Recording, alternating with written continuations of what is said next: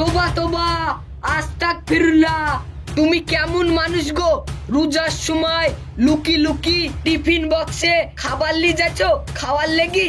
তুমি রোজা করতে পারো না? বেহা ফালতু লোক কোথাকার। তুমি টিফিন বক্সে খাবার নিয়ে লুকি লুকি খাবা আর বাড়ি যেয়ে বলবা রোজা আছি? আল্লাহ পাক তোমাকে কোনোদিন ছাড়বে না, তোমার জাহান্নামেও জায়গা হবে না। এইসব মানুষের জন্য তো সমাজটা আস্তে আস্তে অধর্মের পথে চলে যাচ্ছে। ফালতু লোক কোথাকার।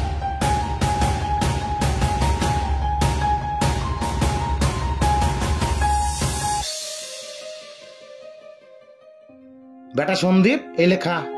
চাচা, আর কতদিন তুমি আমাকে নিজের হাতে খাওয়াবা? আর কে খাওয়াবে রে তোকে?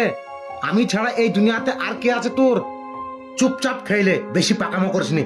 লেখা। চাচা, তুমিও খাও। আমি রোজায় আছি, খেতে পাবো না, তুই খা।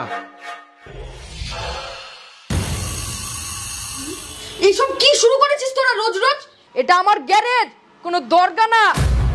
আরে সাহেব, ছেলেটাকে কমসে কম খাবারটা তো খেতে দেন নাকি? কোনো খাবার দাবার খাওয়া যাবে না, টাইম ওভার হয়ে গেছে।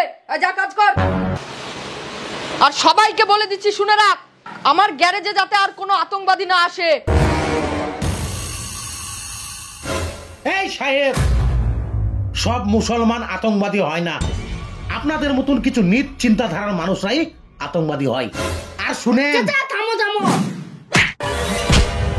বেটা সন্দীপ, উঠ বেটা, তোর কিছু হয়নি তো?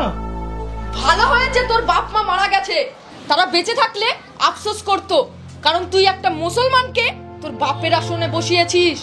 এই সাহেব, আল্লাহু আকবার, আল্লাহ।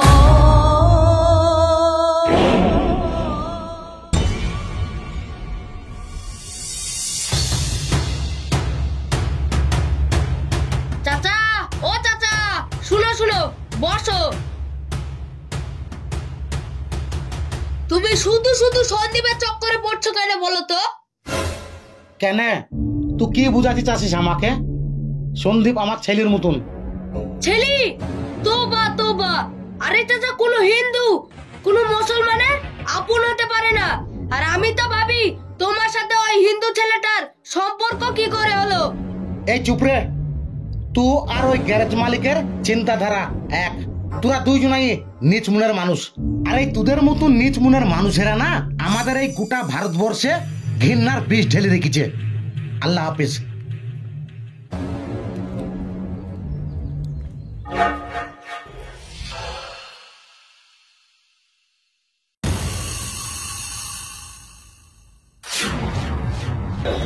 বেটা সন্দীপ, এদিকে আয় বেটা।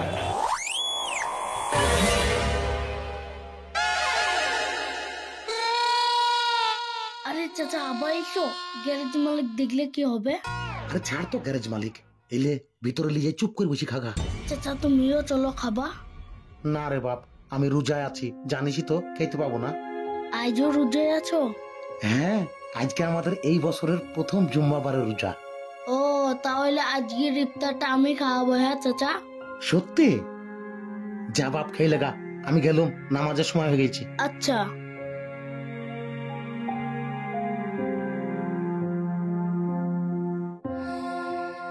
চাচাকে তো ইফতারের নেমন্তন্ন দিলুম,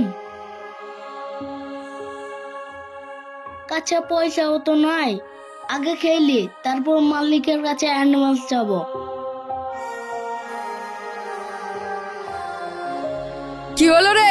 কি দরকার বল। বলছি স্যার, এ মাসের মাইনেটা আমাকে দিয়ে দেন। কি?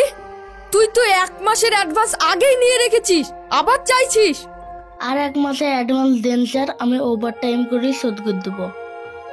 ওভার টাইম মানে রাত 12টা, বুঝেছিস তো? ঠিক আছে স্যার, আমি যেভাবে হোক শোধ করে দেবো। ঠিক আছে।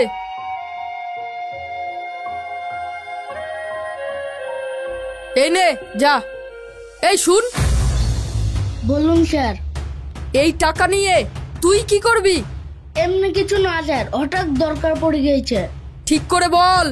চাচার আজকে প্রথম জুম্মাবারের রোজা, তাই ইফতার করাবো। কি? দে টাকা দে, যা এখান থেকে।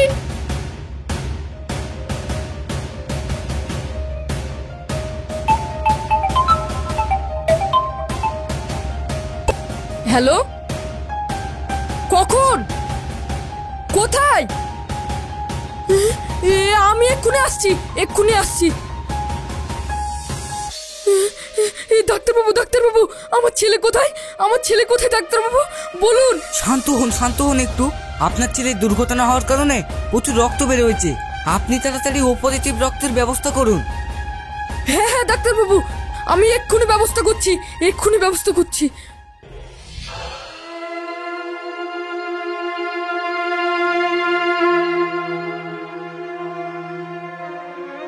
ভাই, এখানে গ্যারেজ মেকানিক কোথায় পাওয়া যাবে জানো? কেন, কি হয়েছে? আরে হঠাৎ আমার গাড়ির স্টার্ট নিচ্ছে না জানো। চলো দেখছি। চলো।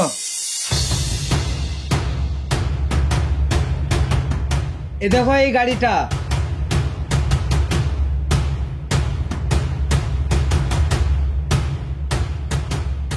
এবার স্টার্ট মারো।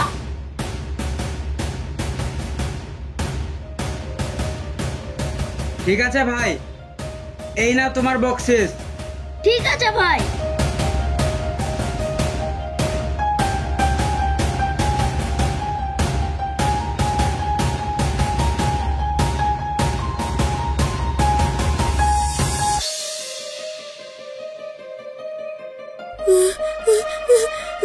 ডাক্তারবাবু, আপনি যে করে হোক আমার ছেলেকে বাঁচান ডাক্তারবাবু।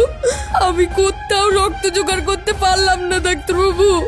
আপনি কোনো চিন্তা করেন না, রক্তের ব্যবস্থা হয়ে গেছে।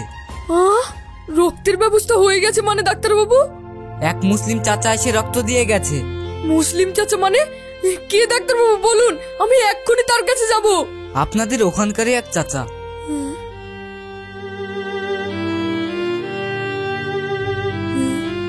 আমি একটু আসছি।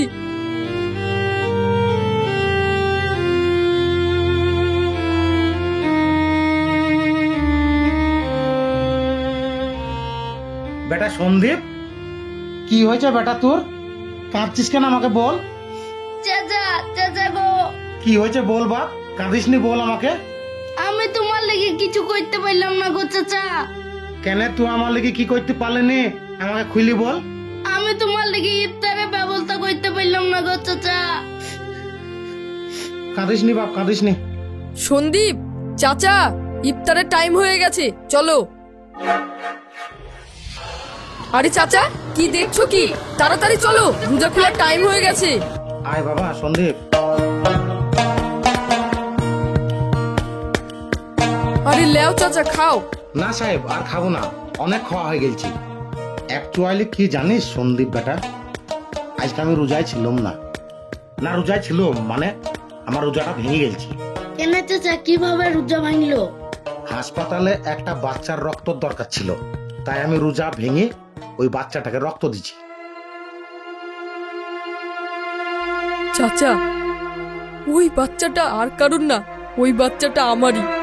আপনি আমাকে ক্ষমা করে দিন। আমি না জেনে আপনাকে অনেক অপমান করেছি।